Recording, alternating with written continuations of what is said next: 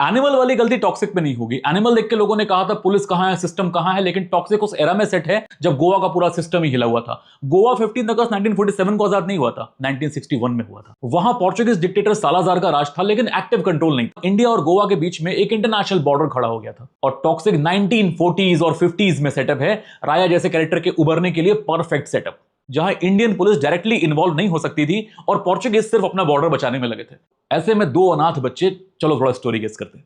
राया और गंगा जो स्लम और रेड लाइट एरियाज में पल बढ़ रहे हैं, मुकद्दर का सिकंदर टाइप भाई बहन बन जाते हैं। एंड डोंट फॉरगेट कि ये कहानी सिर्फ गेतु मोहन दास ने नहीं बनाई है, यश खुद भी को राइटर है। तो मेल और फीमेल दोनों सेंसिबिलिटी होगी इस ग्रोन अप स्टोरी में। राया ने लाइफ का सारा डार्क साइड बचपन से ही देखा है, क्राइम, प्रोस्टिट्यूशन, इसीलिए वो सिर्फ ट्रांजैक्शन जानता है, इमोशन नहीं। फीमेल्स को बहुत ही प्राउडली सिर्फ यूज करना जानता है, पर पहली बार कोई लड़की सोच पे थूकती है नादिया। राया के लिए अब तक डिग्निटी वाली लड़की सिर्फ एक ही थी, उसकी बहन गंगा, और नादिया से उसको प्यार हो जाता है। पर गंगा सारी दुनिया की नजरों से महफूज रखा है, तो तुम्हारे दीदों तले यूं खुला छोड़ देंगे?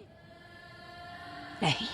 गंगा ने जरूर ये ट्रिगर किया होगा कि राया और नादिया आप दूर रहें, क्योंकि दोनों का प्यार अब तबाही कर रहा है। क्योंकि राया वुमनाइजर है, औरतों को यूज करना उसका कंफर्ट जोन है, तो जरा सा भी शक और कलेश उसको नादिया से दूर कर देगा, उसके खिलाफ कर देगा। टॉक्सिक आदमी मोहब्बत में टूटने के बाद सुपर टॉक्सिक, अनसिविलाइज्ड हो ही जाता है, फिर चाहे एक बेटा भी हो चुका हो। नादिया सर्कस में काम करती थी, इसलिए बेटा बचपन से जोकर बन जाता है, with same dark psychological struggle जो उस फेमस जोकर की भी थी, बाप से नफरत।